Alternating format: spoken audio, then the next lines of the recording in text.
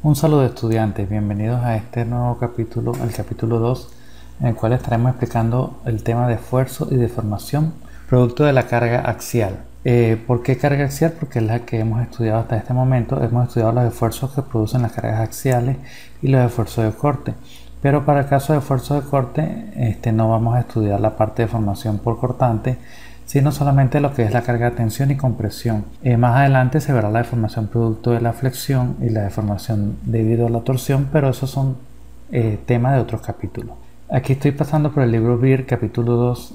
Voy a dar un breve repaso de lo que vamos a hablar en esta parte teórica para luego comentar sobre los ejercicios. Hasta ahora hemos estudiado lo que es los esfuerzos, pero los esfuerzos tienen una consecuencia sobre los cuerpos. En este caso, cuando tenemos una barra la cual se encuentra en estado de reposo o estado natural sin ninguna carga aplicada, luego aplicamos una carga que produce una tensión en el cuerpo a lo largo, una carga axial, la cual produce una pequeña deformación. ¿Qué es esa deformación? Simplemente es un incremento en la longitud que generalmente suele ser unas medidas muy pequeñas y por eso está expresado en función de delta. Aquí tenemos una gráfica muy común que es la gráfica de la carga versus la deformación y que más adelante estaremos explicando con más detalle. Para esta figura tenemos otra vez la carga aplicada. La deformación está relacionada con la longitud, por eso vemos que para el doble de longitud tendríamos el doble de deformación. De todas maneras, el texto está en el aula y ahí pueden leer con más detalle. Simplemente voy a dar una explicación rápida de lo que se trata la deformación. Aquí tenemos una ecuación muy particular que habla sobre la deformación unitaria, la cual sería la deformación o el delta que se produce bajo la acción de la carga sobre la longitud de la probeta. Eso nos da una idea de este es un número adimensional, porque esta deformación estaría, por ejemplo, si está en milímetros y la longitud en milímetros, esta deformación unitaria carece de unidades. En caso de pulgadas sobre pulgadas o pie sobre pie, de todas maneras las unidades se van a anular y muchos expertos hablan de que las unidades serían milímetros sobre milímetros, como para darle una unidad. Esto podemos tomar un pequeño diferencial, hacer el límite cuando eso tiende a cero, para poder hallar una expresión matemática para calcularla. Proseguimos acá. Aquí tenemos una probeta de tensión, es decir, en el mundo real se utilizan o se han utilizado probetas que están debidamente estandarizadas y tienen una longitud calculada, un diámetro calculado, a la cual se le aplica una carga y se obtiene una deformación. Es importante decir que estos ensayos se realizaron o se realizan a lo largo de todo el mundo para obtener cifras estadísticas y poder así tener unos valores de lo que sería el módulo de elasticidad, que ya vamos a estar hablando sobre él. Tenemos la máquina de ensayo universal en la cual se monta la probeta. Para este caso tiene roscas en los extremos, pero en algunos casos simplemente cilíndrica, y la prensa, la máquina de ensayo universal tiene unas mordazas a los lados que sujetan la probeta para que no haya deslizamiento. Aquí explica en el texto cómo se realiza este ensayo, y esto es una gráfica que se obtiene luego de realizado el ensayo, es decir, esto es un ensayo estático en el cual se va incrementando la carga y se van midiendo las deformaciones. Aquí tenemos dos materiales. Del lado A, el material A es un acero de bajo carbono, y del lado B tenemos una aleación de aluminio, las cuales tienen comportamientos diferentes porque la aleación de acero se comporta como un material dúctil, mientras que el aluminio pues tiene un comportamiento un poco diferente que ya voy a explicar con más detalle. Voy a ampliar un poco el diagrama. Rápidamente voy a explicar. Esta primera zona es lo que se conoce como la zona elástica. Fíjense que es una pendiente, es decir, es una gráfica matemática donde para un valor de esfuerzo aplicado hay una deformación que es uniforme. Esto obedece a lo que se llama la ley de Hooke. En esta parte el material se comporta como si fuese un resorte, es decir, a medida que voy aplicando carga él se va deformando. En este caso es para un esfuerzo de tensión. Para el caso del acero tenemos acá un punto característico que se llama punto de fluencia o yield point, donde el material alcanza su máxima deformación elástica. Luego hay una zona de excedencia, que es donde hay un reorganizamiento molecular del material y va a tender como a fluir en cierta manera, para luego estabilizarse y sufrir un endurecimiento por deformación, en la cual las deformaciones son mucho mayores que los esfuerzos aplicados. Es decir, aquí hay una pendiente muy marcada. Si esto se hace con valores reales, esta línea inclinada prácticamente es vertical y está muy cercana a lo que es el eje Y. Aquí se hace un poco desviada para que se pueda observar la zona de elasticidad. Luego, de aquí para acá, esto es lo que se llama la zona plástica. Es decir, es la zona donde el material sufre una deformación, pero luego que la carga cese, el material ya queda deformado. Es decir, es un proceso un tanto irreversible, porque ya el material ha perdido su capacidad de recobrarse del esfuerzo. Siempre va a tener un remanente de deformación, es decir, que va a poder alcanzar un nuevo reacomodo, pero va a ser muy poco con respecto a lo que sucede en la zona elástica. Aquí tenemos un punto máximo donde se produce el máximo esfuerzo y luego pareciera que la gráfica cae, pero esto realmente no desciende así, sino que cuando se está calculando esta deformación se está considerando que el área es constante y realmente el área ya ha sufrido una estricción, es decir, ya se ha reducido para el caso de tensión, y aquí deberíamos reducir el área para calcular el esfuerzo.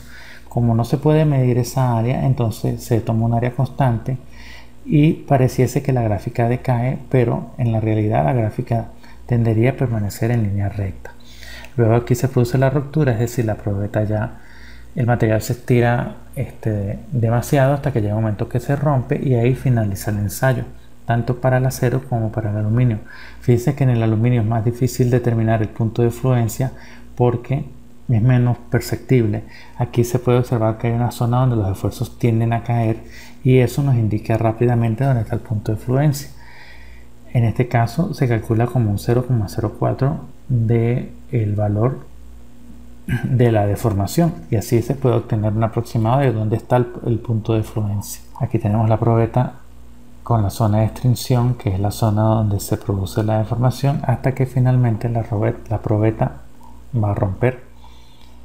Esto que tenemos acá es para un material frágil, es decir, un material que rompe por acción de la tensión sin presentar una zona definida entre la elasticidad y prácticamente no tiene zona plástica, sino que pasa de una pequeña zona elástica a una ruptura abrupta. Por eso los materiales frágiles se deben tratar con más cuidado.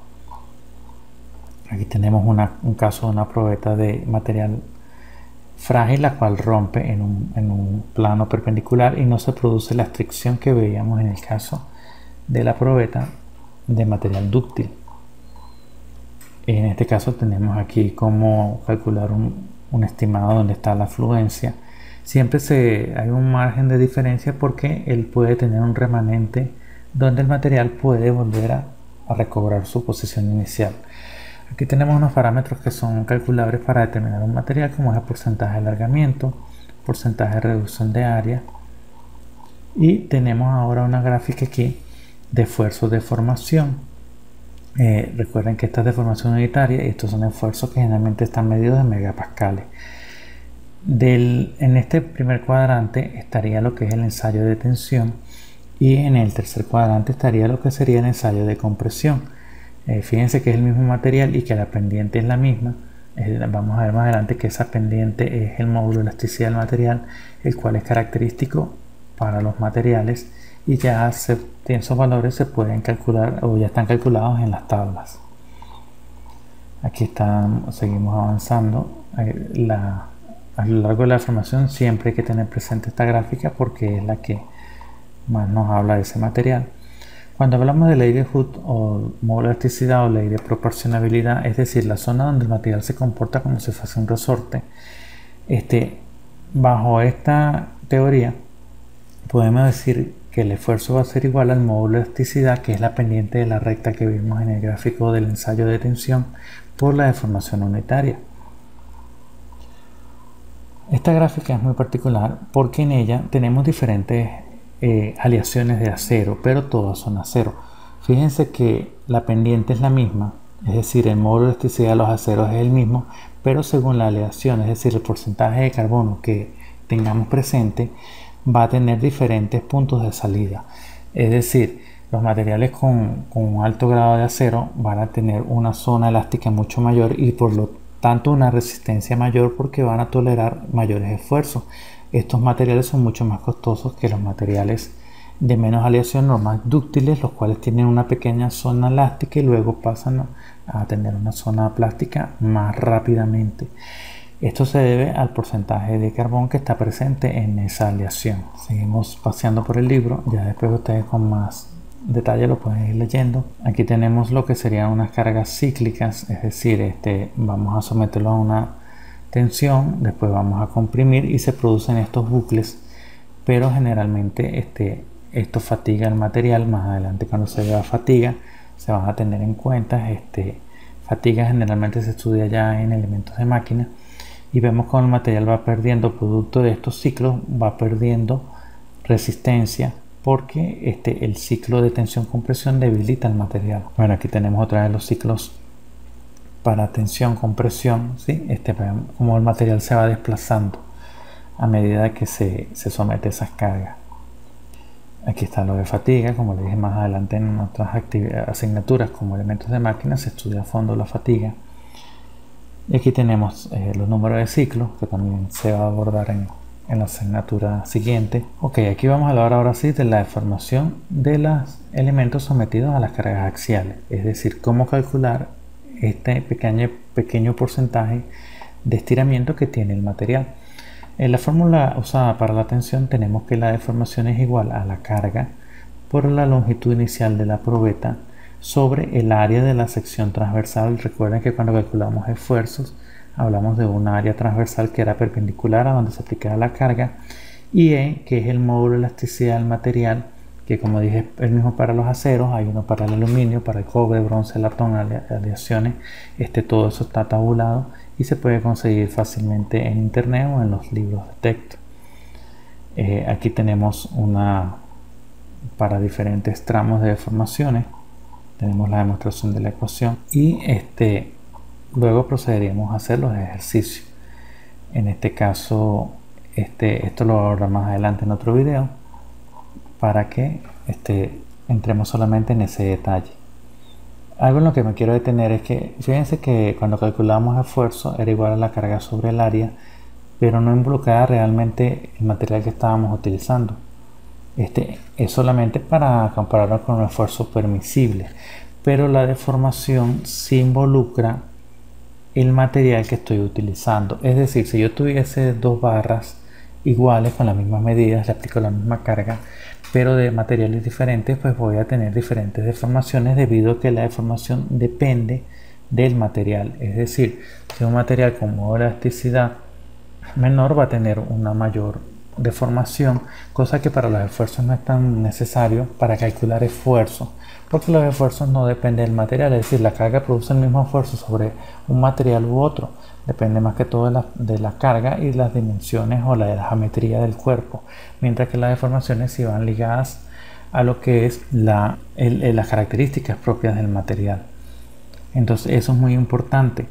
Allá usamos el esfuerzo permisible si dependía del material, pero era simplemente para hallar un factor de seguridad que nos permitía saber si el material ya había salido de la zona segura y estaba en una zona elástica. Bueno, eso es todo por este video, espero que sea útil para su estudio y no olviden suscribirse a mi canal y darle like si te gusta el video. Muchas gracias.